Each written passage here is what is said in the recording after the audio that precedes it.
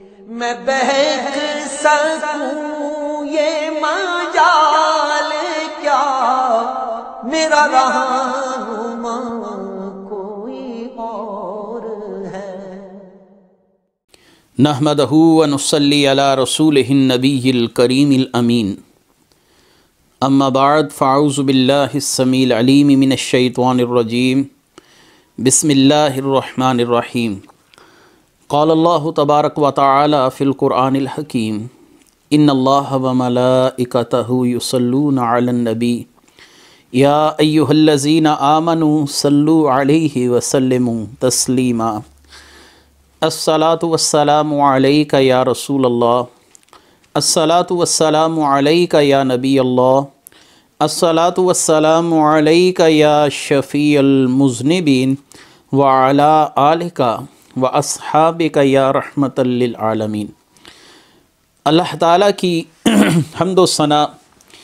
سرور کونین جان عالم حضرت محمد مصطفیٰ صلی اللہ علیہ وسلم اور آپ کے جمیع آل و اصحاب کی بارگاہ ناز میں انتہائی تعظیم، تکریم، ادب، احترام کے ساتھ درود و سلام کے نذرانوں کے بعد سامعین ذی وقار میرے دینی اور یقینی دوستو، بزرگوں اور بھائیوں، تفسیر اعجاز القرآن کے سلسلے میں ایک بار پھر ہم آپ کی خدمت میں حاضر ہیں۔ اللہ تبارک و تعالیٰ سے دعا ہے کہ اللہ تعالیٰ ہم سب کو حق کی پیروی کرنے کی توفیق عطا فرمائے۔ آج سورہ آل عمران کی 17ویں رکوع اور چوتھے پارے کے 8ویں رکوع کی تفسیر ہم آپ کے سامنے لے کر حاضر ہوئے ہیں۔ اللہ تبارک و تعالیٰ ہم سب کے لیے آسانیاں پیدا فرمائے۔ سورہ آل عمران آیت نمبر 156 ہے اور مجموعی طور پر سورہ آل عمران کا 17واں رکوع ہے اور انفرادی طور پر چوتھے پارے کا یہ 8واں رکوع ہوگا۔ یا ایھا الذین آمنوا لا تکونوا کالذین کفروا وقالوا لاخوانہم اذ ضربوا فی الارض او کانوا غزا لو کانوا عندنا ما ماتوا وما قتلوا لیجعل اللہ ذلک حسرۃ فی قلوبہم واللہ یحیی ویمیت واللہ بما تعملون بصیر وَلَئِن قُتِلْتُمْ فِي سَبِيلِ اللَّهِ أَوْ مُتُّمْ لَمَغْفِرَةٌ مِّنَ اللَّهِ وَرَحْمَةٌ خَيْرٌ مِّمَّا يَجْمَعُونَ۔ اے ایمان والو، ان کافروں کی طرح نہ ہو جانا جنہوں نے اپنے بھائیوں کے بارے میں کہا جب وہ سفر میں یا جہاد میں گئے، اگر یہ ہمارے پاس ہوتے تو نہ مرتے اور نہ قتل کیے جاتے۔ ان کی طرح نہ کہو تاکہ اللہ تعالیٰ ان کے دلوں میں اس بات کا افسوس ڈال دے، اور اللہ ہی زندہ رکھتا اور مارتا ہے، اور اللہ تمہارے تمام اعمال کو خوب دیکھ رہا ہے۔ اور بے شک اگر تم اللہ کی راہ میں شہید کر دیے جاؤ یا مر جاؤ تو اللہ کی بخشش اور رحمت اس دنیا سے بہتر ہے جو یہ جمع کر رہے ہیں۔ نبی کریم صلی اللہ علیہ وآلہ وسلم کی معیت میں جانے والے صحابہ اکرام اور ان میں شامل چند منافقین جو غزوہ احد میں مارے گئے، یا وہ صحابہ اکرام جنہوں نے شرف شہادت پایا، ان کے لیے وہ منافقین جو آدھے راستے سے واپس لوٹ گئے تھے اب اس بات کا اظہار کر رہے ہیں اور اس بات کی تمنا کر رہے ہیں کہ کاش یہ لوگ ہمارے ساتھ مدینے میں ہی ٹھہرے رہتے تو ان لوگوں کو موت نہ آ پاتی اور یہ موت سے بچ جاتے۔ یہ چونکہ ان لوگوں کا اپنا فیصلہ تھا نبی کریم صلی اللہ علیہ وسلم کی معیت میں جانا اور رسول اللہ صلی اللہ علیہ وسلم کے ساتھ اس غزوے میں قدم بہ قدم شامل ہونا، لہٰذا ان کا یہ فیصلہ قطعاً درست نہیں، کیونکہ انہیں اس کے عوض اپنے بعض اعضاء یا اپنی جانوں سے ہاتھ دھونا پڑا۔ تو اللہ تبارک و تعالیٰ نے ان آیات میں فرمایا یا ایھا الذین آمنوا لا تکونوا کالذین کفروا، کہ تم کافروں کی مشابہت نہ کرو۔ یہاں پر لفظ جو کافر ہے یہ اپنی حقیقی معنی کے اعتبار سے استعمال ہوا۔ اس سے مراد کفار ہیں جن کے نسبی بھائی، جن کے عزیز و اقربا یا قبیلے کے لوگ جو مسلمان ہو چکے تھے رسول اللہ صلی اللہ علیہ وسلم کی معیت میں احد پر تشریف لے کر گئے، یا یہاں پر کافر سے مراد بعض مفسرین منافقین کا ذکر کیا جا رہا ہے کہ جنہوں نے اپنے بھائیوں کے جانے سے، بھائیوں سے مراد وہ منافقین تھے جو مال غنیمت کی لالچ میں اور حرص میں مسلمانوں کے ساتھ شریک ہو کر اس جنگ کے اندر مارے گئے۔ اب یہاں پر ایک سوال یہ ہے کہ اگر یہاں پر منافقین کو مراد لیا بھی جائے اور ان کا یہ کہنا وَقَالُوا لِإِخْوَانِهِمْ، اور یہ ہمارے جو بھائی ہیں یہ ہماری بات مان لیتے، اخوان کہتے ہیں بھائی کو،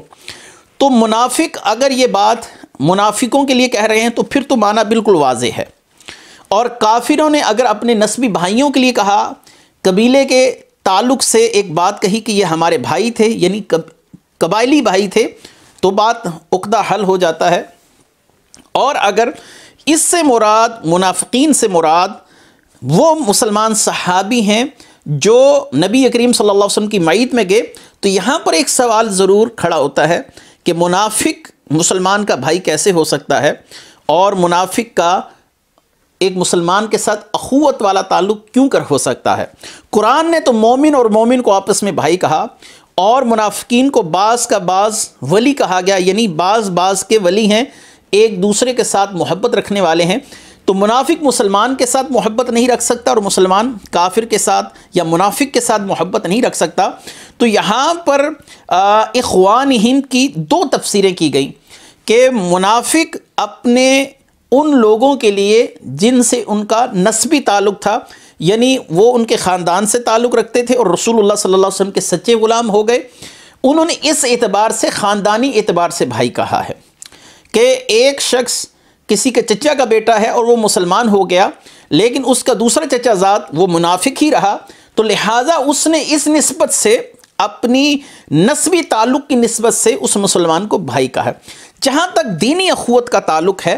دینی اخوت کا معاملہ مومن کا بھائی ہے، اگرچہ ان کا قبیلہ ایک نہ ہو، اگرچہ ان کا شہر ایک نہ ہو، اگرچہ ان کا ملک ایک نہ ہو، رسول اللہ صلی اللہ علیہ وسلم نے مسلمانوں کو ایک جسم کے مشابہ قرار دیا ہے کہ اگر ایک حصے میں تکلیف ہے تو پھر سارے حصے میں تکلیف ہے، یعنی مسلمان آپس میں ایسے مربوط اور جڑے ہوئے ہیں جیسے ایک جسم کا ایک حصے کا تعلق دوسرے حصے کے ساتھ ہے،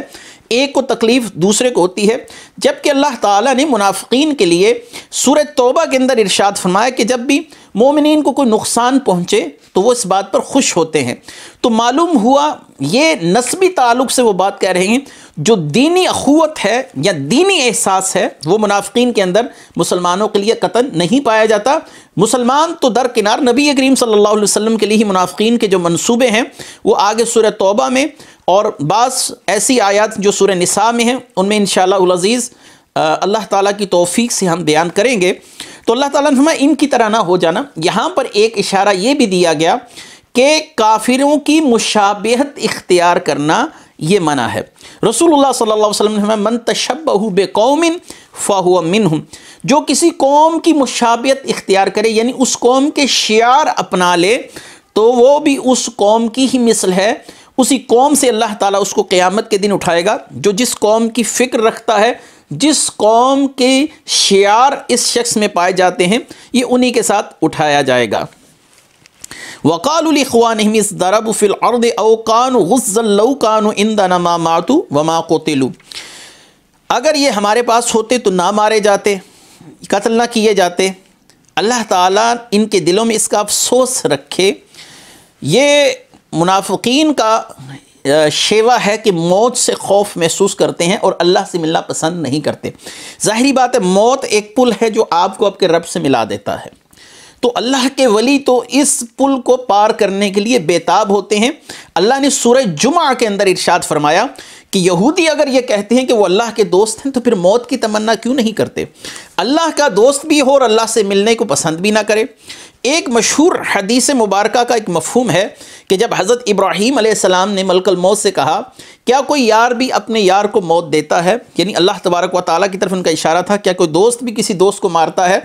تو اللہ تبارک و تعالیٰ نے ملک الموت سے فرمایا اے ملک الموت، میرے خلیل سے کہہ دو کہ دوست دوستوں سے ملنے سے ہچکچاتے بھی نہیں ہیں، وہ ان سے ملنے کے لیے بے قرار رہتے ہیں۔ تو یہ بات جو ہے کہ اللہ تعالیٰ تک موت ایک پل ہے اور جو یار کو یار سے ملا دیتی ہے۔ مسلمانوں کے ہاں تو موت کا تصور اگلی زندگی کی ابتدا ہے، منافقین اور کفار کے لیے اس زندگی کی انتہا اور اس کے بعد کچھ بھی نہیں ہے، جبکہ مسلمان اس زندگی کو اس زندگی کا ابتدائیہ سمجھتے ہیں، اس زندگی کا مقدمہ سمجھتے ہیں، ادھر اچھے کام کریں گے اگلی زندگی ہمارے لیے اللہ تبارک و تعالی سنوار دے گا، لہٰذا یہ زندگی ہمیں محنت کے لیے اور اگلی زندگی اس کی جزا کے طور پر عطا کی جائے گی، جس نے جیسے عمل کیے اس کے لیے ویسی جزا ہے۔ تو اگر اللہ تعالیٰ کے محبوب ہیں تو پھر موت سے کیا خوف، اور اگر موت سے ڈرتے ہیں تو پھر اللہ تعالیٰ بھی آپ کو ملنا پسند نہیں کرے گا۔ صحیح بخاری کی حدیث ہے، نبی کریم صلی اللہ علیہ وسلم نے ارشاد فرمایا کہ جو اللہ تعالیٰ سے ملنے کو پسند نہیں کرتا اللہ تعالیٰ بھی اس سے ملنا پسند نہیں فرماتا، اور جو اللہ سے ملنا پسند فرماتا ہے اللہ تعالیٰ بھی اس سے ملنا پسند فرماتا ہے۔ یہاں پر موت کی حالت کی طرف اشارہ ہے۔ اگر وہ یہاں رہتے تو نہ مرتے نہ مارے جاتے، اس لیے کہ ان کے دلوں میں اس کا افسوس رکھے۔ اللہ تعالیٰ نے یہ حسرت منافقین کے دل میں ایسی پیدا کر دی، اس حسرت نے ان کے دلوں کا سکون ختم کر لیا۔ اے کاش وہ فلاں نہ جاتا تو نہ مارا جاتا، ان کو اسی حسرت میں اللہ نے مبتلا رکھا۔ چونکہ مسلمانوں نے جن لوگوں کو شہادت ملی اس پر اللہ کا شکر ادا کیا، اور جو غازی لوٹے انہوں نے بھی اللہ کا شکر ادا کیا کہ یا اللہ تیرا شکر ہے کہ تو نے ہمیں اپنے راستے میں جانے کے بعد کامیابیوں سے سرفراز فرمایا، زندہ رکھا ہم تاکہ تیری اطاعت کریں۔ جو شہید ہوئے وہ اس حال میں خوش ہوں گے کہ اللہ تعالیٰ کی رحمتوں کو انہوں نے اپنی آنکھوں سے دیکھ لیا۔ واللہ یحیی و یمیت، اللہ ہی مارتا ہے اللہ ہی زندہ رکھتا ہے۔ تو یہ منافقین کے اس عقیدے پر ایک کاری ضرب ہے کہ تم کہتے ہو گھروں میں رہتے تو نہ مرتے، اللہ تعالیٰ نے فرمایا تم جہاں بھی جاؤ مارنے والا اللہ ہی ہے۔ اللہ تعالیٰ نے فرمایا وما کان لنفس ان تموت الا باذن اللہ کتابا موجلا، اور کسی جان کے بس میں نہیں کہ وہ بحکم خداوندی کے بغیر مر سکے جو مقررہ تحریر ہے۔ اللہ تعالیٰ کی طرف سے جب کسی کی موت مقدر ہو گئی، وہ گھر میں ہے، بستر پر ہے، گھوڑے پر ہے، سواری پر ہے، دیوار پر ہے، کسی مقام پر بھی ہے، اس کو موت آ کر ہی رہے گی۔ لہٰذا اللہ تعالیٰ نے فرمایا کہ تم ان اسباب کو نہ دیکھو، اللہ تعالیٰ کی ذات ہی کامل فیصلے کرنے والی ہے کس کے لیے موت کا حکم پورا ہو چکا اور کس کے لیے بھی زندگی باقی ہے، اور اللہ تعالیٰ تمہارے اعمال کو خوب دیکھ رہا ہے۔ واللہ بما تعملون بصیر، اللہ تعالیٰ تمہارے دلوں کی حالتیں جانتا ہے، جو تم موت سے خوف کی وجہ سے اپنے گھروں میں اپنے چار دیواریوں میں خود کو محفوظ سمجھے ہوئے، یہ تمہارا باطل عقیدہ ہے۔ بہت سے لوگوں کے گھروں کی چھتیں گر جاتی ہیں اور لوگ اس کے نیچے دب کر مر جاتے ہیں۔ اب وہ تو کسی جہاد میں نہیں، کسی سفر میں نہیں، ان کو اپنے بستر پر ہی موت آ گئی۔ لہٰذا اس طرح کے مشاہدات اور اس طرح کے معاملات ہماری آنکھیں کھولنے کے لیے کافی ہیں کہ موت انسان کو گھر میں بھی آ کر رہتی ہے۔ وَلَئِن قُتِلْتُمْ فِي سَبِيلِ اللَّهِ أَوْ مُتْتُمْ لَمَغْفِرَةٌ مِّنَ اللَّهِ وَرَحْمَةٌ خَيْرٌ مِّمَّا يَجْمَعُونَ، بے شک تم اللہ کی راہ میں شہید کر دیے جاؤ یا مر جاؤ تو اللہ کی بخشش اور رحمت اس دنیا سے بہتر ہے جو یہ جمع کر رہے ہیں۔ اے مسلمانوں، اگر تم اللہ کی راہ میں قتل کر دیے گئے اور یا اللہ کی راہ میں تمہیں از خود موت آ گئی کہ تم موت کے متمنی تھے اور لیکن تمہیں طبعی طور پر موت آ گئی، تو اللہ تعالیٰ تم پر اپنی رحمتوں کے اتنے خزانے لوٹا دے گا۔ شہید کے لیے وہ انعامات ہیں، وہ انعامات ہیں کہ جو حد و شمار سے باہر۔ موت کی کیفیت انتہائی تکلیف دہ ہے۔ اگر موت کی کیفیت کا علم کسی کو ہو جائے تو انسان کی راتوں کی نیند اڑ جائے اور وہ تمام لذتوں سے کنارہ کشی کر لے۔ لیکن اس موت کی کیفیت سے اگر کوئی مستثنا ہے، جسے چیونٹی کے لڑنے جتنی تکلیف ہوتی ہے، چیونٹی جب کسی انسان کو کاٹ لے، اور اتنی معمولی سی تکلیف جو کسی فرد کو ہوتی ہے موت کے وقت، وہ صرف شہید ہے۔ اس کے علاوہ اگر موت کی کیفیت کا حال اور احوال مولا علی کرم اللہ وجہ الکریم کی اقوال کی روشنی میں دیکھا جائے تو وہ یوں ہے کہ ایک ہی وقت میں ایک چھوٹی سی چڑیا کے جسم میں ایک ساتھ ہی 60 کیل داخل کر دیے جائے۔ اتنی تکلیف دہ چیز ہے موت۔ روح نکلنے کی تکلیف انسان کے جسم میں صدیوں تک باقی رہتی ہے۔ حضرت عیسیٰ علیہ السلام نے جب ایک مردے کو زندہ کیا، اس کو مرے ہوئے کئی ہزار سال ہو چکے تھے، تو حضرت عیسیٰ نے اس سے پوچھا کہ تو نے موت کو کیسا پایا؟ تو اس نے کہا کہ اے اللہ کے محبوب نبی، میں آج بھی روح نکلنے کی تکلیف اپنے جسم میں محسوس کر رہا ہوں، یعنی صدیاں گزر گئی، ہزارہا سال گزر گئے، لیکن موت کی تکلیف آج بھی ہے۔ اللہ تعالیٰ اس تکلیف کو ایک چونٹی کے کاٹنے کی تکلیف میں منتقل فرما دیتا ہے۔ یہ شہید کے لیے اللہ تعالیٰ کی طرف سے کتنا انعام ہے۔ دوسرا، شہید کو شہید اس لیے کہتے ہیں کہ اس کے پاس موت کے وقت اللہ تعالیٰ کے مقربین فرشتے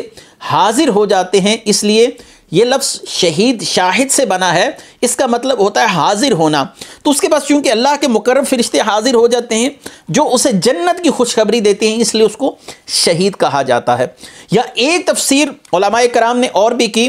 کہ شہید کو فوراً اللہ کی بارگاہ میں حاضر کیا جاتا ہے، جہاں پر وہ براہ راست اپنے رب سے کلام کرتا ہے، جیسا کہ جابر بن عبداللہ انصاری رضی اللہ تعالیٰ عنہ کے والد گرامی رضی اللہ تعالیٰ عنہ کے حوالے سے ہم اپنے پچھلے دروس میں کئی مرتبہ یہ بات عرض کر چکے کہ نبی کریم صلی اللہ علیہ وآلہ وسلم کے یہ صحابی نبی کریم صلی اللہ علیہ وسلم کی بارگاہ میں روتے ہوئے آئے کہ اے اللہ کے محبوب، میرے والد کو مسلح کر دیا گیا۔ آپ صلی اللہ علیہ وسلم نے فرمایا کہ تیرا والد اس وقت اس حال میں ہے کہ اسے دیکھ کر رشک کیا جائے، اس سے تیرا رب براہ راست خود کلام فرما رہا ہے۔ تو اللہ تعالیٰ جو اللہ کی راہ میں مر جائے، اللہ تعالیٰ اس کے لیے اپنی عنایات، نوازشات، رحمتوں کے دروازے کھول دیتا ہے۔ اور یاد رہے کہ شہید کی زندگی کے سارے گناہ معاف کر دیے جاتے ہیں۔ ہاں، ایک قرض ہے جس کا تعلق حقوق العباد سے ہے، اس کے متعلق استثناء ہے کہ وہ معاف نہیں کیا جاتا۔ اور شہداء کے لیے ایک انعام اور بھی ہے جو بہت بڑا انعام ہے کہ شہید کے خون کا جیسے ہی پہلا قطرہ گرتا ہے، اللہ تعالیٰ اس کے سارے گناہ معاف فرما دیتا ہے۔ تو اللہ تعالیٰ کی یہ رحمت ہے، اللہ تعالیٰ کا فضل ہے شہداء کے اوپر۔ اللہ تبارک و تعالیٰ نے پھر ارشاد فرمایا وَلَئِن مُتُّمْ أَوْ قُتِلْتُمْ لَا إِلَى اللَّهِ تُحْشَرُونَ، اگر تم مر جاؤ یا مارے جاؤ تمہیں اللہ کی بارگاہ میں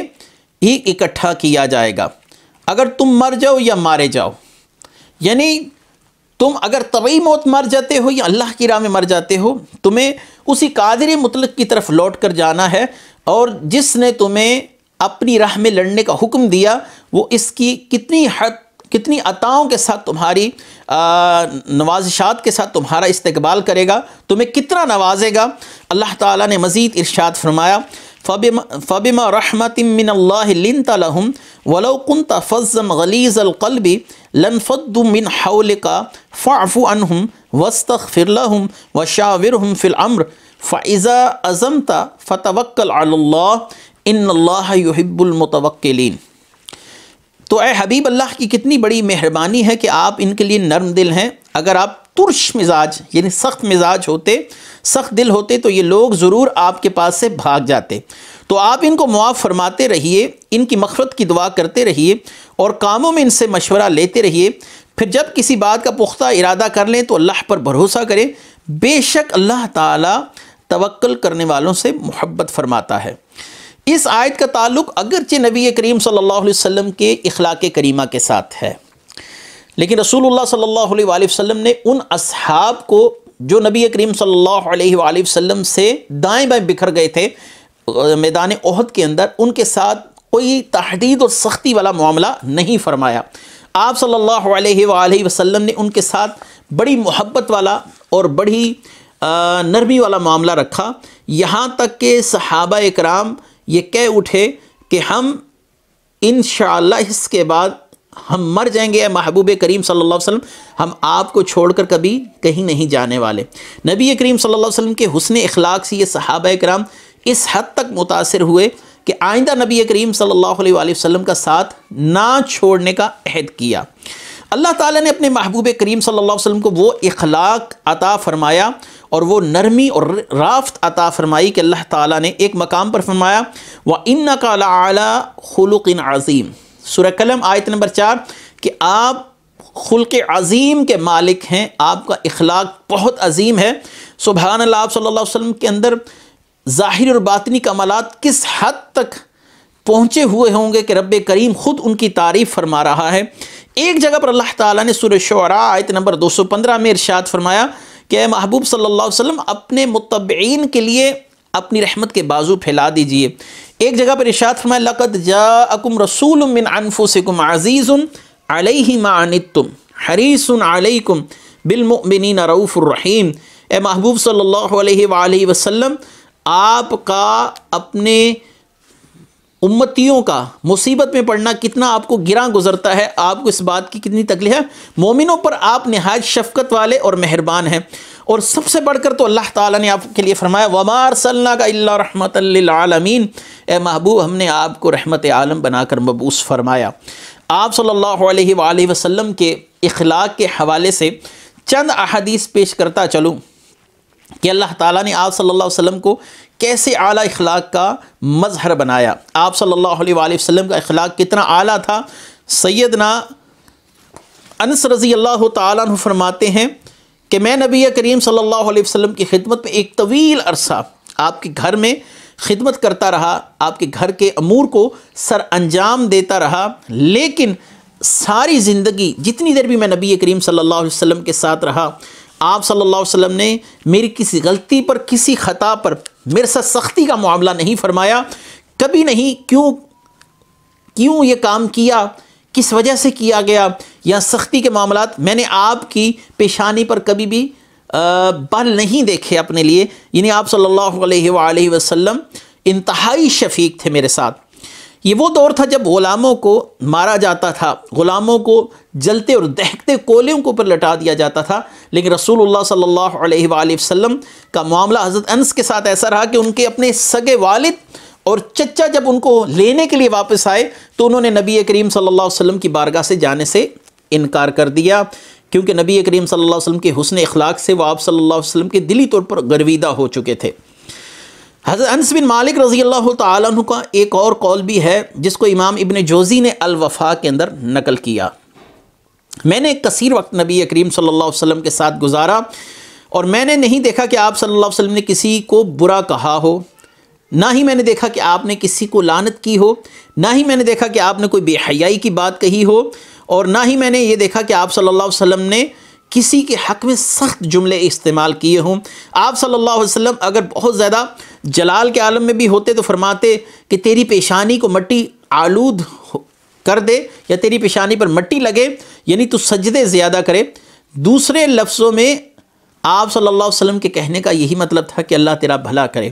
تو آپ صلی اللہ علیہ وآلہ وسلم انتہائی کریم النفس، انتہائی شفیق، آپ کا یہ کرم، آپ کی یہ رحمتیں یہ جانوروں اور انسانوں، جنات، ان سب کے لیے تھی۔ آپ صلی اللہ علیہ وآلہ وسلم اپنے ساتھ ہونے والی کسی بھی زیادتی پر کسی شخص سے بدلہ لینا پسند نہیں کرتے تھے۔ ہاں، جہاں پر اللہ تعالیٰ کی حدود کو توڑا جاتا تھا، اللہ کی نافرمانی کی جاتی تھی، وہاں پر نبی کریم صلی اللہ علیہ وسلم انتہائی جلال والا معاملہ فرماتے تھے۔ اپنی ذات کے لیے ذاتی طور پر آپ صلی اللہ علیہ وآلہ وسلم کا اخلاق اتنا اعلیٰ اخلاق تھا کہ اپنی ذات کے لیے آپ نے کبھی کسی سے بدلہ نہیں لیا۔ آپ صلی اللہ علیہ وآلہ وسلم کے دروازے پر جب کوئی آیا تو آپ نے کبھی اس کا انکار نہیں کیا اور اس کو ہمیشہ سے نواز کر ہی بھیجا۔ اللہ تعالیٰ نے فرمایا فَاعْفُ عَنْهُمْ، انہیں معاف کیجئے، وَاسْتَغْفِرْ لَهُمْ وَشَاوِرْهُمْ فِي الْأَمْرِ، اے محبوب صلی اللہ علیہ وسلم اپنے اصحاب کے لیے، اپنی امت کے لیے استغفار کیجئے، ان کے لیے استغفار کیجئے۔ یہ رسول اللہ صلی اللہ علیہ وسلم تو اپنی حیات ظاہری میں استغفار فرماتے ہی تھے، لیکن اللہ تبارک و تعالیٰ نے اپنے محبوب صلی اللہ علیہ وسلم کی شان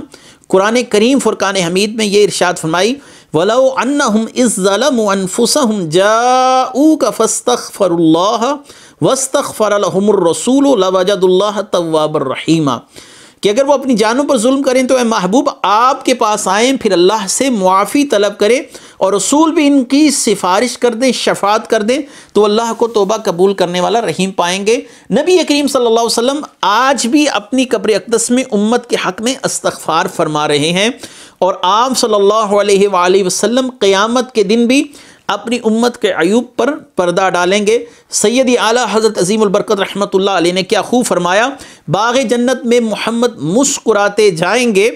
پھول رحمت کے گریں گے، ہم اٹھاتے جائیں گے، وسعتیں دی ہیں خدا نے دامن محبوب کو، جرم کھلتے جائیں گے اور وہ چھپاتے جائیں گے، خاک افتادو بس ان کے آنے ہی کی دیر ہے، آپ گر کر سجدے میں ہم کو اٹھاتے جائیں گے۔ آپ صلی اللہ علیہ وسلم نے ارشاد فرمایا میرا زندہ رہنا بھی تمہارے لیے بہتر ہے اور اس دنیا سے جانا بھی تمہارے لیے بہتر ہے، میں تمہارے نیک عمل دیکھوں گا تو اللہ کی بارگاہ میں حمد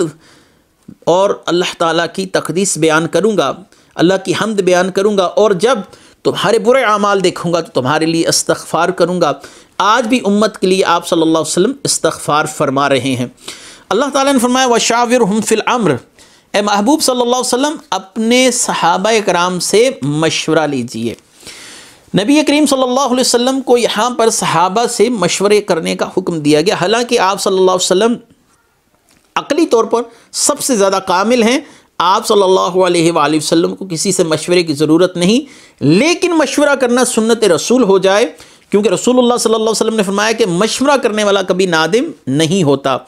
نیز یہ کہ یہ آیت اس کا پہلا مصداق حضرت ابو بکر صدیق اور سیدنا عمر فاروق رضی اللہ تعالیٰ عنہ کو مفسرین نے قرار دیا ہے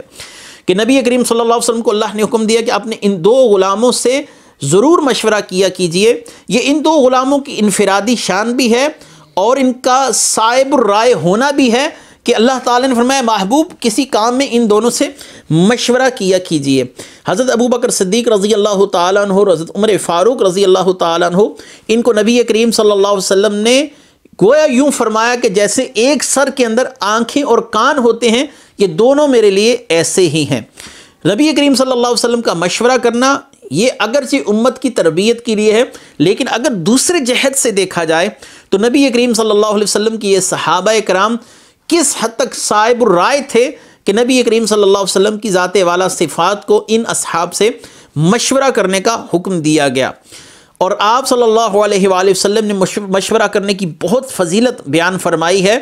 ابو بکر صدیق رضی اللہ تعالیٰ عنہ نے حضرت عمرو کو خط لکھا، حضرت عمرو کو لکھا کہ نبی کریم صلی اللہ علیہ وسلم امور میں اپنے اصحاب سے مشورہ کرتے تھے، آپ بھی اپنے متعلقین اور اپنے جو مشیر ہیں ان سے مشورہ کیا کیجئے۔ نبی کریم صلی اللہ علیہ وآلہ وسلم کی عادت مبارکہ تھی، آپ صحابہ سے مشورہ لیتے تھے۔ جیسے احد کی جنگ کے لیے آپ کو بعض صحابہ نے مشورہ دیا ہمیں مدینے سے باہر جا کر لڑنا چاہیے، تو آپ صلی اللہ علیہ وسلم نے صحابہ کے اس مشورے پر عمل کیا۔ فَإِذَا عَزَمْتَ فَتَوَكَّلْ عَلَى اللَّهِ، اور جب مشورہ لے لیں تو جو کسی بات کا پکا ارادہ کریں تو پھر اللہ پر بھروسہ کریں۔ یعنی انسان یہاں پر توکل کی میں ایک تعریف ضرور کروں گا کہ توکل کا معنی بعضوں نے لکھا ہے یا سمجھا ہے، اس کو آپ ان کی کم فہمی کہیے یا دین سے دوری کہیے یا نبی کریم صلی اللہ علیہ وسلم کی تعلیمات سے حقیقی طور پر وہ روشناس نہیں ہے۔ تمام اسباب کو چھوڑ دیں اور بس اللہ اللہ کریں، یہ توکل علی اللہ ہے، ایسا نہیں ہے۔ اللہ تعالیٰ کے پیدا کیے ہوئے اسباب کو اپنایا جائے اور پھر نتیجہ اللہ کی ذات پر چھوڑ دیا جائے، یہ توکل ہے۔ مثلا نبی کریم صلی اللہ علیہ وآلہ وسلم کے پاس ایک بدو صحابی تشریف لائے تو آپ صلی اللہ علیہ وسلم کو انہوں نے کہا کہ میں اپنی سواری کھلی چھوڑ دوں، یہ توکل علی اللہ ہے؟ آپ صلی اللہ علیہ وسلم نے ارشاد فرمایا نہیں، سواری کو باندھ دو پھر اللہ تبارک و تعالیٰ پر چھوڑ دو تو یہ توکل ہے۔ نبی کریم صلی اللہ علیہ وسلم امام المتوکلین ہیں، اور آپ صلی اللہ علیہ وسلم نے اس کے باوجود بیماری کی حالت میں ادویات کا بھی استعمال کیا۔ آپ صلی اللہ علیہ وآلہ وسلم نے اسباب کو بدرجہ احسن اپنایا بھی ہے۔ اللہ نے آپ سے آپ کی حفاظت کا ذمہ لے رکھا ہے، آپ صلی اللہ علیہ وسلم کی حفاظت کا ذمہ خود لے رکھا ہے، اس کے باوجود آپ صلی اللہ علیہ وسلم جنگی لباس کے اندر جس حد تک ہو ممکنہ طور پر احتیاط کرتے تھے تاکہ امت کو توکل کا معنی سمجھ آ جائے کہ اللہ تعالیٰ کے پیدا کیے ہوئے اسباب کو اپنانا اور ان کو اپنے استعمال میں لانا اور حقیقی طور پر کارساز اللہ کو سمجھنا اور نتیجہ اللہ کی ذات پر چھوڑ دینا، تو یہ توکل کے منافی نہیں۔ اگر کوئی شخص اللہ کے کسی محبوب بندے سے، اللہ کے رسول سے مدد طلب کرے اور ان کو ایک سبب سمجھتے ہوئے حقیقی کارساز اللہ ہی کو جانے کہ یہ اللہ تعالیٰ کی عطا کردہ طاقت سے، اللہ تعالیٰ کی دی ہوئی صلاحیتوں سے ہماری مدد کرنے پر قادر ہیں، تو یہ توکل کے منافی نہیں ہے۔ جیسا کہ بہت سے لوگ توکل کا مطلب یہ سمجھتے ہیں کہ ہمیں اولیاء سے، انبیاء سے مدد مانگنا یہ شرک ہے، توکل یہ ہے کہ صرف اللہ سے مدد مانگی جائے۔ بھائی یہاں پر سوال یہ ہے کہ اللہ تعالیٰ ہی نے تو ان کو اس بات کا اہل قرار دیا اور اس بات پر وہ قادر ہوئے کہ اللہ تعالیٰ کی عطا سے وہ لوگوں کی مدد کر سکیں۔ حضرت عیسیٰ کا مردے زندہ کرنا یقیناً اللہ تعالیٰ کی اذن سے ہی تھا۔ نبی کریم صلی اللہ علیہ وسلم کے معجزات بھی اللہ کی اذن سے تھے، لہٰذا صحابہ کرام جو توکل کے اعلیٰ مقامات پر فائز تھے، نبی کریم صلی اللہ علیہ وسلم کی بارگاہ میں آ کر اپنی گزارشات پیش کرتے تھے اس عقیدے کے ساتھ کہ ہمارے محبوب جو بھی کریں گے وہ اللہ کی عطا سے ہی کریں گے، لہٰذا یہ عقیدہ توکل کے منافی نہیں ہے۔ ان اللہ یحب المتوکلین، اللہ تعالیٰ توکل کرنے والوں کو پسند فرماتا۔ اللہ تعالیٰ مزید ارشاد فرماتے ہیں ان ینصرکم اللہ فلا غالب لکم وان یخذلکم فمن ذا الذی ینصرکم من بعدہ وعلی اللہ فلیتوکل المؤمنون، اگر اللہ تمہاری مدد کرے تو کوئی تم پر غالب نہیں آ سکتا، اور وہ اگر تمہیں چھوڑ دے اس کے بعد کون تمہاری مدد کر سکتا ہے، اور مسلمانوں کو اللہ ہی پر بھروسہ کرنا چاہیے۔ اللہ تبارک و تعالی نے یہاں پر اپنی مدد کو حقیقی طور پر اہل ایمان کے لیے اصل سبب قرار دیا کہ اگر اللہ تعالیٰ تمہاری مدد نہ کرے تو پھر تمہیں کوئی بھی فائدہ نہیں دے سکتا۔ یہاں سے میں ایک حدیث مبارکہ کو اس کے ساتھ ملا کر اگلی آیت کی طرف بڑھتا ہوں۔ نبی کریم صلی اللہ علیہ وسلم نے حضرت ابن عباس رضی اللہ تعالیٰ عنہ کو فرمایا کہ اگر پوری دنیا تجھے نفع دینا چاہے اور اللہ تعالیٰ کی ذات تجھے نفع نہ پہنچانا چاہے تو تجھے کوئی نفع نہیں دے سکتا، اور اگر تجھے ساری مخلوق ضرر پہنچانا چاہے لیکن اللہ تعالیٰ تیرے لیے نفع چاہے تو کوئی تجھے ضرر نہیں پہنچا سکتا۔ یعنی مخلوق کا نفع دینا اگر بإذن اللہ ہے تو تمہارے لیے مفید ہے، اور اگر مخلوق کو ہی اللہ تبارک و تعالیٰ تم پر ضرر پہنچانے کے لیے مسلط کر دے تو پھر یہ بھی اللہ تبارک و تعالیٰ کی مشیت ہے۔ اللہ تعالیٰ کے ارادوں کو کوئی ختم نہیں کر سکتا، توڑ نہیں سکتا۔ اللہ تعالیٰ بہترین خفیہ تدبیر فرمانے والے ہیں۔ فرعون گھروں کے گھروں میں داخل کر کر اپنی افواج کے ساتھ اس بچے کا متلاشی ہے جس نے اس کی سلطنت کا خاتمہ کرنا ہے۔ اللہ تعالیٰ نے اپنی بہترین تدبیر فرماتے ہوئے اس بچے یعنی حضرت سیدنا موسیٰ علیہ السلام کو فرعون ہی کے گھر میں 30 سال تک پروان چڑھایا، اور اس کو اس بات کا احساس تک نہ ہو سکا جس بچے کو میں پورے شہر میں پورے ملک میں پاگلوں کی طرح تلاش کر رہا ہوں، وہ میرے گھر کے اندر میرے زیر سایہ ہی ہے، اور یہی وہ بچہ ہے جس نے میری حکومت کا تختہ پلٹ کے رکھ دینا ہے۔ تو اللہ تعالیٰ بہترین کارساز، بہترین تدبیریں فرمانے والا ہے۔ جب وہ کوئی ارادہ فرما لے تو وہ ارادہ پورا ہو کے رہتا ہے۔ اللہ تعالیٰ کے ارادوں کو ختم کرنے والا کوئی نہیں، نہ ہی اللہ تبارک و تعالیٰ کی طرف سے اگر کسی کی مدد ہو رہی ہو تو اس مدد کو ختم کرنے کے لیے پوری دنیا کے افراد اگر ایک طرف ہو جائیں، تمام جن و انس اس بات پر قادر نہیں کہ اللہ تبارک و تعالیٰ کا مقابلہ کر سکیں۔ اللہ تعالیٰ جب کسی شے کا ارادہ فرماتا ہے تو فقط کن کہتا ہے، فیکون، وہ چیز ہو جاتی ہے۔ وما کان لنبی ان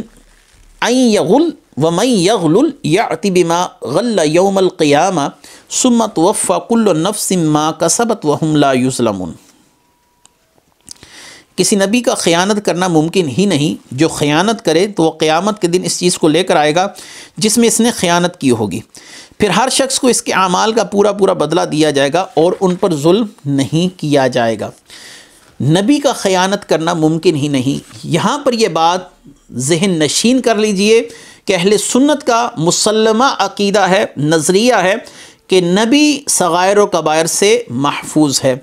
ایک دفعہ نبی کریم صلی اللہ علیہ وآلہ وسلم کے متعلق منافقین نے یہ بات مشہور کر دی کہ فلاں فلاں مال میں سے جو چادر گم ہوئی وہ نبی کریم صلی اللہ علیہ وسلم نے نعوذ باللہ چرا لی ہوگی۔ اس پر اس آیت کا نزول ہوا۔ اس آیت سے کئی مسئلے معلوم ہوئے کہ مال غنیمت سے تقسیم کا بغیر چیز حاصل کرنا یہ ناجائز طریقہ ہے۔ اللہ تعالیٰ نے اپنے محبوب صلی اللہ علیہ وآلہ وسلم کی شان بیان فرمائی۔ محبوب پر اعتراض ہوا تو اللہ تعالیٰ نے فوراً اس اعتراض کو رفع فرما دیا کہ میرے محبوب صلی اللہ علیہ وآلہ وسلم کہ شایع نشان یہ عمل ہے ہی نہیں جس کا ان پر الزام لگایا جا رہا ہے۔ نبی خائن نہیں ہو سکتا، جھوٹا نہیں ہو سکتا، کذاب نہیں ہو سکتا، دھوکے باز نہیں ہو سکتا۔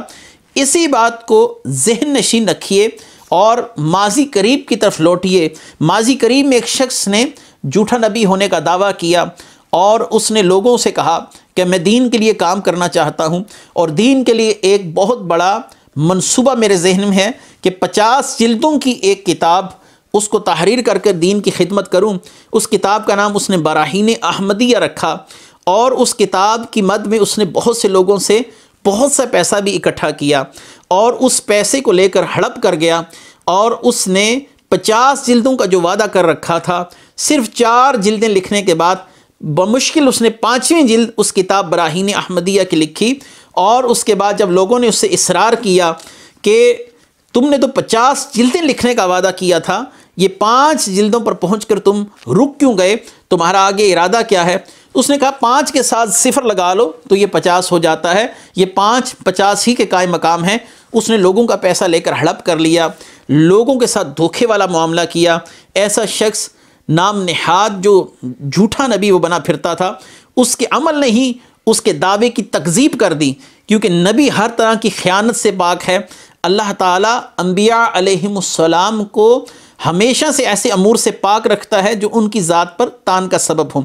بلکہ انبیاء پر جب تان ہوا تو اللہ تعالیٰ اس تان کو ان سے دور کرنے کے لیے ایسے اسباب پیدا فرما دیتا ہے۔ جیسا کہ حضرت یوسف علیہ السلام پر تہمت لگی تو ایک شیرخوار بچے نے حضرت یوسف علیہ السلام کی پاک دامنی کی گواہی دی۔ نبی کی والدہ پر تہمت لگائی گئی حضرت سیدہ مریم پر، تو نبی نے اپنی والدہ کی گود میں گواہی دی۔ نبی کی اہلیہ پر جب الزام لگا تو اللہ تعالیٰ نے نبی کی اہلیہ کے لیے خود قرآن کریم فرقان حمید کی آیات کے اندر ان کی طہارت کی گواہی دی۔ نبی ہر ایسے عمل سے پاک ہے اور جس سے نبی کی ذات مورود طعن بنے۔ ادھر نبی کی ذات پر اعتراض تھا، ادھر نبی کی ماں پر اعتراض تھا، ادھر نبی کی اہلیہ پر اعتراض تھا۔ اللہ تعالیٰ نے ان اعتراضات کو رفع کیا تاکہ انبیاء کی شان و شوکت عظمت میں کسی قسم کا کوئی نقص اور کمی نہ آ سکے۔ اللہ تبارک و تعالیٰ نے مزید ارشاد فرمایا کہ مَن یغلل یأتی بما غل یوم القیامہ ثم توفی کل نفس ما کسبت وہم لا یظلمون، جس نے اس میں خیانت کی ہوگی ہر شخص کو اس کے اعمال کا پورا بدلہ دیا جائے گا اور ان پر ظلم نہیں کیا جائے گا۔ یعنی جو شخص مال غنیمت میں خیانت کرتا ہے، ایسے شخص کے لیے نبی کریم صلی اللہ علیہ وآلہ وسلم نے کیا واضح ارشاد فرمایا۔ آپ نے فرمایا کہ جہنمی میں ایسے شخص کو بھی شمار فرمایا جس کی خواہش اور طمع اگرچہ کم ہی ہو مگر وہ مال غنیمت میں خیانت کا مرتکب ہوا۔ جس نے مال غنیمت میں ایک تنکے کے برابر بھی خیانت کی، اللہ تعالیٰ کے محبوب نے فرمایا ایسا شخص بھی جہنمی ہے۔ اور نبی کریم صلی اللہ علیہ وسلم کی دوسری حدیث مبارکہ مسند امام احمد بن حنبل کی کہ جو امانت دار نہیں اس کا ایمان نہیں، اور جس میں عہد کی پابندی نہیں اس کا کوئی دین نہیں۔ نبی کریم صلی اللہ علیہ وسلم کی دوسری حدیث مبارکہ مسند امام احمد بن حنبل میں ہے کہ مومن ہر عادت اپنا سکتا ہے مگر جھوٹا اور خیانت کرنے والا نہیں ہو سکتا۔ نعوذ باللہ، اس عمل کی نسبت نبی کریم صلی اللہ علیہ وسلم کی طرف کیسے کی جا سکتی ہے جو فعل حرام ہو، جو کسی عام مومن مسلمان کے لیے زیبا نہیں کرنا، وہ نبی کریم صلی اللہ علیہ وسلم کی طرف اس کی نسبت منافقین نے کی۔ اللہ تعالیٰ نے اپنے محبوب کریم صلی اللہ علیہ وسلم کی عظمت کے لیے ان آیات کا نزول فرمایا۔ افمن اتبع رضوان اللہ کمن باء بسخط من اللہ ومأواہ جہنم وبئس المصیر ہم درجات عند اللہ واللہ بصیر بما یعملون۔ کیا وہ شخص جو اللہ کی خوشنودی کے پیچھے چلا وہ اس شخص کی طرح ہے جو اللہ کے غضب کا مستحق ہوا؟ اس کا ٹھکانہ جہنم ہو، اور وہ کیا ہی برا ٹھکانہ ہے۔ لوگوں کے اللہ کی بارگاہ میں مختلف درجات ہیں اور اللہ ان کے تمام اعمال دیکھ رہا ہے۔ اللہ کی رضا کا طالب اور اللہ تعالیٰ کی ناراضگی کا مستحق دونوں برابر نہیں ہو سکتے۔ ایک جگہ پر اللہ تعالیٰ نے قرآن میں ارشاد فرمایا کہ کیا مومن اور فاسق ایک جیسے ہو سکتے ہیں؟ قطعاً نہیں، دونوں کے اندر زمین و آسمان کا فرق ہے۔ ایک اللہ کی رضا میں صبح و شام گزار رہا ہے، ایک اللہ کی ناراضگی کی حالت میں،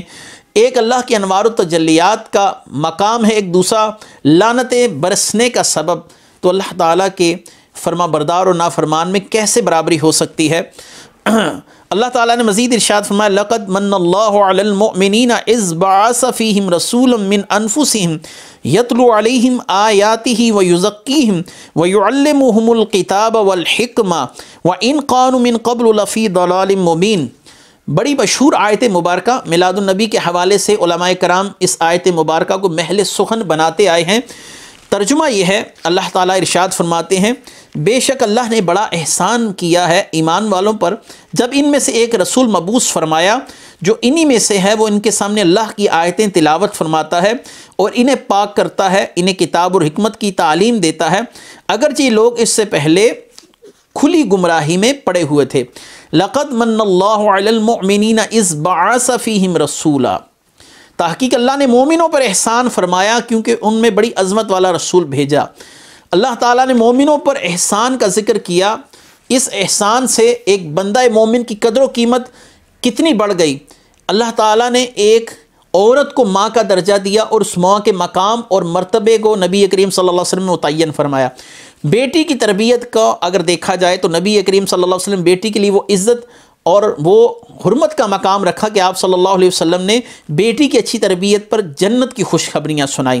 آپ صلی اللہ علیہ وسلم نے باپ کا مقام بیان فرمایا کہ باپ کی ناراضگی میں اللہ کی ناراضگی ہے۔ آپ صلی اللہ علیہ وسلم کے آنے سے انسانیت کو جو معراج ملی اور بالخصوص ایک کامیاب معاشرے کا قیام عمل میں آ گیا، تمام رشتوں کو ایک تقدس ملا، ایک بلندی مل گئی۔ انسانیت جو گمراہی کے دلدل میں پھنس چکی تھی، بیٹیوں کو زندہ دفن کیا جا رہا تھا اور اپنی محرم کے ساتھ نکاح کرنے کو قطعاً برا نہیں سمجھا جاتا تھا، اپنی باپ کی منکوحہ کے ساتھ نکاح کر لیا جاتا تھا، بات بات پر ایک دوسرے کے خون کے پیاسے ہو رہے تھے۔ پھر اللہ تعالیٰ نے اپنے محبوب کو بھیجا اور انسانیت کو اس اعلیٰ معراج پر پہنچا دیا کہ اللہ نے اپنے محبوب کے غلاموں کی تعریف میں قرآن کی کئی آیات کا نزول فرمایا۔ جو میرے محبوب کے ساتھ ہیں وہ ایسے لوگ ہیں کہ اللہ تعالیٰ ان سے راضی ہے، وہ اللہ سے راضی ہیں، اللہ نے ان کو معیار ایمان بنا دیا۔ وہی لوگ جو ایک دوسرے کے خون کے پیاسے تھے، جن کو نہ پاکی، نہ پلیتی، نہ طہارت، نہ کوئی ایسی ظاہر اور باطنی معاملات کی کوئی تمیز تھی،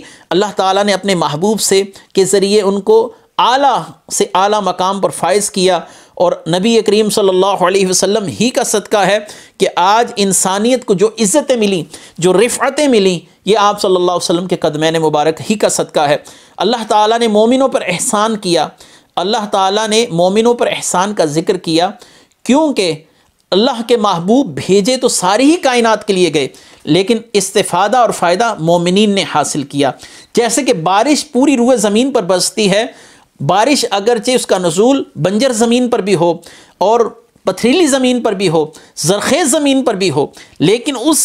بارش سے زرخیز زمین زیادہ فائدہ لیتی ہے۔ تو نبی کریم صلی اللہ علیہ وسلم سے فائدہ مومنین کو پہنچا۔ اللہ تعالیٰ نے ان کے لیے ابدی طور پر اور ہمیشہ کے لیے، قبر کو بھی جنت کا باغ کر دیا گیا، ان کے لیے ہمیشہ کے لیے جنت کے باغات کا ذکر قرآن میں کر دیا گیا۔ میرے محبوب کے غلاموں، تمہارے لیے جنت کو آباد کر دیا گیا، جنت کے اندر بہنے والی نہریں تمہارے لیے ہیں، جنت کے نظارے صرف تمہارے لیے ہیں۔ اللہ اپنے محبوب کے غلاموں کو اپنا دیدار کروائے گا۔ قیامت کے دن نبی کریم صلی اللہ علیہ وسلم کے غلاموں کے ساتھ اللہ تعالیٰ اتنا کرم والا معاملہ فرمائے گا کہ ان کا حساب سب سے آخر میں لیا جائے گا تاکہ دوسری اقوام کے سامنے ان کو شرمندہ نہ ہونا پڑے۔ یہ سب نبی کریم صلی اللہ علیہ وسلم کی رحمتیں ہیں۔ آپ صلی اللہ علیہ وسلم کے ساتھ اس امت کا تعلق جڑا تو یہ امت فضیلت والی ہوئی۔ شہر کا تعلق جڑا، اللہ نے شہر کی قسم کھا لی۔ ازواج کا تعلق جڑا، سورہ احزاب میں اللہ نے فرمایا ازواج عام عورتوں جیسی نہیں رہیں کیونکہ یہ نبی کی بیویاں ہیں۔ اللہ تعالیٰ نے ہر چیز کو انفرادی محبوب کی نسبت کی وجہ سے عطا فرما دی۔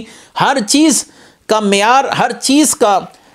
جو مقام و مرتبہ ہے رسول اللہ صلی اللہ علیہ وسلم کی نسبت سے بڑھ گیا۔ اللہ تعالیٰ نے فرمایا کہ وہ کتاب سکھاتے ہیں اور حکمت۔ کتاب سے مراد تو قرآن کریم ہے اور حکمت سے مراد سنت رسول یعنی احادیث مبارکہ ہیں۔ یعنی نبی کریم صلی اللہ علیہ وآلہ وسلم تزکیہ نفس بھی فرماتے ہیں، تمہیں کتاب کی تعلیم بھی دیتے ہیں، اور اس کتاب کی تشریحات جو حدیث مبارکہ کی اس طور پر تم تک پہنچتی ہیں، یہ بھی نبی کریم صلی اللہ علیہ وسلم کا تم پر ایک احسان ہے۔ اس سے پہلے تم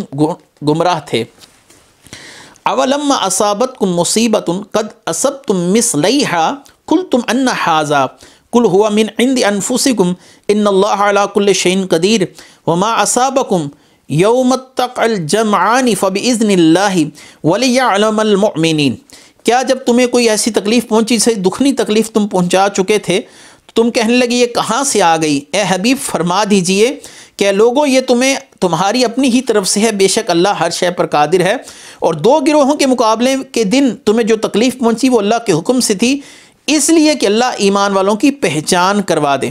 یہاں پر اللہ تعالیٰ نے غزوہ احد کا ذکر کیا، اس پیراہے میں یہاں پر بیان کیا کہ تمہیں میدان احد میں جو تکلیف پہنچی، تم میں سے 70 افراد شہید ہوئے، جبکہ میدان بدر میں کفار کے 70 مارے گئے تھے، اور 70 گرفتار ہوئے تو کفار کا نقصان تم سے دگنا ہوا تھا۔ تمہارے صرف 70 شہید ہوئے، ان کے 70 مارے بھی گئے تھے اور 70 گرفتار بھی ہوئے۔ اس پر فرمایا کہ جب تم میدان احد میں ایسی تکلیف پہنچی جسے دگنی تکلیف تم کافروں کو میدان بدر میں دے چکے تھے، تو تم کہنے لگے ہمیں یہ تکلیف کیسی آ گئی جبکہ ہم مسلمان ہیں، ہم میں نبی کریم صلی اللہ علیہ وسلم موجود ہیں۔ تو اللہ تعالیٰ نے فرمایا محبوب صلی اللہ علیہ وسلم انہیں فرما دیجئے یہ تمہارے اپنے معاملات کی وجہ سے تم پر سختی والا معاملہ ہوا، تم نے میرے محبوب کی بات کو موڑ دیا، میرے محبوب کی بات نہیں مانی، اس کی وجہ سے تمہیں ایک نقصان اٹھانا پڑا۔ اللہ کسی پر ظلم نہیں کرتا، ہاں انسان کے اعمال جیسے ہوں اس کے ساتھ ویسے اللہ تعالیٰ معاملات فرماتا ہے۔ اور اللہ تعالیٰ نے یہ آزمائش اس لیے تم پر ڈالی وَلِيَعْلَمَ الْمُؤْمِنِينَ، اللہ پہچان کرا دے ایمان والوں کی۔ منافقین نے شور شرابہ شروع کر دیا، ہائے مارے گئے، ہم سے مال اور دولت چھین لیا گیا، لیکن مومنین کو اس حال میں بھی اپنے محبوب کریم کی فکر تھی۔ اللہ تعالیٰ نے مومنین اور منافقین کے اندر ایک فرق پیدا فرما دیا۔ وَلِيَعْلَمَ الَّذِينَ نَافَقُوا وَقِيلَ لَهُمْ تَعَالَوْا قَاتِلُوا فِي سَبِيلِ اللَّهِ أَوِ ادْفَعُوا قَالُوا لَوْ نَعْلَمُ قِتَالًا لَاتَّبَعْنَاكُمْ هُمْ لِلْكُفْرِ يَوْمَئِذٍ أَقْرَبُ مِنْهُمْ لِلْإِيمَانِ يَقُولُونَ بِأَفْوَاهِهِمْ مَا لَيْسَ فِي قُلُوبِهِمْ وَاللَّهُ أَعْلَمُ بِمَا يَكْتُمُونَ۔ اس لیے پہنچی کہ اللہ نے منافقوں کی، اور اس لیے تکلیف تمہیں پہنچی کہ اللہ منافقوں کی پہچان کرا دے۔ جب ان سے کہا گیا آؤ اللہ کی راہ میں جہاد کرو یا دشمنوں سے دفاع کرو، تو کہنے لگے اگر ہم اچھے طریقے سے لڑنا جانتے تو ضرور تمہارا ساتھ دیتے۔ یہ لوگ اس دن ظاہری ایمان کی نسبت کھلے کفر کے زیادہ قریب تھے، اپنے منہ سے وہ باتیں کہتے تھے جو ان کے دلوں میں نہیں ہیں، اللہ بہتر جانتا ہے جو یہ باتیں چھپا رہے تھے۔ غزوہ احد میں مسلمانوں کے نقصان اٹھانے کی متعدد حکمتیں تھیں، جن حکمتوں میں اللہ تعالیٰ نے منافقین اور مسلمانوں کی پہچان بھی کروا دی۔ منافقین نے اس بات پر شور شرابہ کیا کہ پہلی بات تو ہم صحیح طرح سے لڑنا نہیں جانتے، جو لڑنے گئے تھے اور انہیں شرف شہادت ملا ان کے جانے پر بھی اعتراضات داغ دیے کہ یہ نہ جاتے تو نہ مارے جاتے۔ اللہ تعالیٰ نے اس طریقے سے ایمان والوں اور منافقین کے اندر ایک حد فاصل قائم کر دی، ایک فرق پیدا کر دیا کہ یہ لوگ جو چیخ چلا رہے ہیں یہ منافقین ہیں، یہ اللہ کی رضا پر راضی رہنے والے لوگ نہیں ہیں۔ الذین قالوا لاخوانہم وقعدوا لو اطاعونا ما قتلوا قل فادرؤوا عن انفسکم الموت ان کنتم صادقین، وہ جنہوں نے اپنے بھائیوں کے بارے میں کہا خود بیٹھے رہے کہ اگر وہ ہماری بات مان لیتے تو نہ مارے جاتے۔ اے حبیب تم فرما دو اگر تم سچے تو اسے اپنے آپ سے موت دور کر کے دکھا دو۔ یہ پہلی آیت کی تفسیر جو میں کر گزرا یہ بعین ہی وہی ہے جو تان کر رہے ہیں کہ اگر یہ ٹھہرے رہتے تو نہ مارے جاتے۔ اللہ تعالیٰ نے فرمایا ٹھیک ہے تم نہ جاؤ، تم گھروں میں ٹھہرے رہو، اللہ تعالیٰ کا حکم جب آئے گا تو تمہیں موت آ کر ہی رہے گی، تم اگرچہ گھروں میں چھپ بیٹھے رہو، جہاد پر نہ جاؤ، یہ بہانہ بھی تمہیں موت سے دور نہیں لے جا سکتا۔ وَلَا تَحْسَبَنَّ الَّذِينَ قُتِلُوا فِي سَبِيلِ اللَّهِ أَمْوَاتًا بَلْ أَحْيَاءٌ عِندَ رَبِّهِمْ يُرْزَقُونَ، جو اللہ کی راہ میں مارے گئے ہرگز انہیں مردہ خیال نہ کرنا، بلکہ وہ اپنے رب کے پاس زندہ ہیں اور روزی پاتے ہیں۔ اللہ تعالیٰ کے محبوب صلی اللہ علیہ وآلہ وسلم نے ارشاد فرمایا کہ تمہارے وہ بھائی جو احد میں شہید ہوئے تھے، اللہ تعالیٰ نے ان کی ارواح کو سبز پرندوں کی جسم عطا فرمائے ہیں، وہ جنتی نہروں پر سیر کرتے پھرتے ہیں، جنتی میوے کھاتے ہیں اور سونے کی ان قندیلوں میں رہتے ہیں جو عرش کے نیچے معلق ہیں۔ جب ان شہداء نے کھانے پینے اور رہنے کے پاکیزہ عیش پائے تو کہا پیچھے رہ جانے والے ہمارے بھائیوں کو خبر کون دے گا، ہم جنت میں زندہ ہیں۔ تو اللہ تعالیٰ نے ان کی خبر پہنچائی کہ جو تم سے پہلے شہادت پا کے جنت میں پہنچ گئے وہ اللہ کی رضاؤں پر اس حد تک راضی ہیں کہ وہ یہ خواہش کرتے ہیں کہ اللہ ہمیں پھر زندگی دے، ہم پھر مارے جائیں، اور اسی طریقے سے اللہ تعالیٰ ہمیں اس مقام و مرتبے پر پھر فائز کرے، یا ہمارے جو پیچھے رہ جانے والے ہیں اللہ تعالیٰ ان کو بھی یہ شرف شہادت عطا فرمائے کہ وہ شہادت کا شرف پا کر اس جگہ پر پہنچے۔ فارحین بما آتاہم اللہ من فضلہ ویستبشرون بالذین لم یلحقوا بہم من خلفہم اللہ خوف علیہم ولا ہم یحزنون، وہ اس پر خوش ہیں جو اللہ نے انہیں اپنے فضل سے دیا ہے، اپنے پیچھے رہ جانے والے اپنے بھائیوں پر بھی خوش ہیں جو ابھی ان سے ملے نہیں، ان پر نہ کوئی خوف ہے نہ وہ غمگین ہوں گے۔ شہداء کے متعلق واضح طور پر اللہ تعالیٰ نے اپنے انعامات کا ذکر کیا کہ فضل و کرم، انعام و احسان، اعزاز و اکرام، موت کے بعد اعلیٰ قسم کی زندگی دیے جانے پر خوش ہیں، نیز اس پر خوش ہیں کہ اللہ تعالیٰ نے انہیں اپنا قرب عطا فرمایا، جنت کا رزق، اس کی نعمتیں عطا فرمائیں، جنت کی حوریں ان کے نکاح میں اللہ تعالیٰ نے عطا فرما دیں، اور جب وہ شہید ہو کر جو ان کے پچھلے بھائی ان کے ساتھ ملیں گے تو وہ ان کرم نوازیوں کو پائیں گے، تو پہلے شہید یہ تصور کر کے خوش ہیں کہ ہمارے بھائیوں کے ساتھ بھی اللہ تعالیٰ وہی فلاح و بہبود والا معاملہ فرمائے گا جو اس نے ہمارے ساتھ کیا۔ یستبشرون بنعمت من اللہ وفضل وَأَنَّ اللَّهَ لَا يُضِيعُ أَجْرَ الْمُؤْمِنِينَ، وہ اللہ کی نعمت اور فضل پر خوشیاں منا رہے ہیں اس پر کہ اللہ تعالیٰ ایمان والوں کو اجر ضائع نہیں فرماتا۔ شہداء اللہ کے فضل اور اس کی نعمت پر خوشیاں مناتے ہیں، اللہ تعالیٰ ان کو اتنے انعامات سے نواز دیتا ہے۔ اس کی چند احادیث سے میں تصریحات آپ کے سامنے پیش کرتا چلوں۔ نبی کریم صلی اللہ علیہ وآلہ وسلم نے فرمایا کہ شہید کو قتل کی تکلیف نہیں ہوتی مگر ایسی جیسے ایک خراش لگے، جیسے کسی شخص کے جسم پر ایک نوکدار چیز سے ہلکی سی خراش لگا دی جائے، کوئی نوکیلی چیز سے، بس شہید کو اتنی ہی تکلیف ہوتی ہے اگرچہ دیکھنے والے کے سامنے اس کے جسم کے اعضاء بکھرے پڑے ہیں۔ دوسری حدیث مبارکہ نبی کریم صلی اللہ علیہ وآلہ وسلم نے ارشاد فرمایا کہ جنت میں جانے کے بعد ہر شہید یہ تمنا کرے گا جو اس پر اللہ کے انعامات ہیں کہ اللہ تعالیٰ مجھے دوبارہ دنیا میں بھیجے اور میں 10 بار قتل کیا جاؤں، اللہ تعالیٰ مجھے پھر انہی انعامات سے سرفراز فرمائے۔ یہ حدیث صحیح مسلم میں موجود ہے۔ اور نبی کریم صلی اللہ علیہ وآلہ وسلم نے ارشاد فرمایا میری تمنا ہی ہے کہ میں اللہ کے راستے میں جہاد کرتے ہوئے شہید ہو جاؤں، پھر جہاد کروں، پھر شہید کیا جاؤں، پھر جہاد کروں، پھر شہید کیا جاؤں۔ اس روایت کو بھی امام مسلم نے اپنی صحیح کے اندر روایت کیا۔ حضرت عمر فاروق شہادت کی موت کے لیے دعا کرتے ہیں،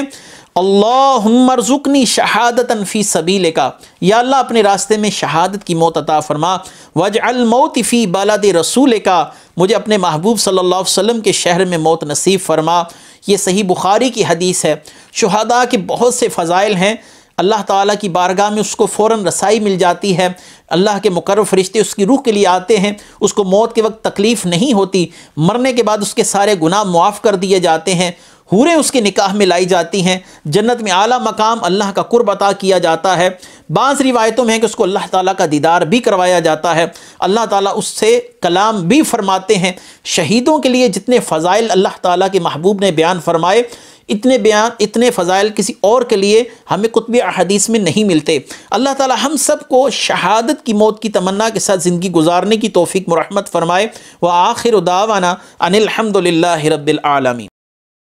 میں بہک سکوں یہ مجال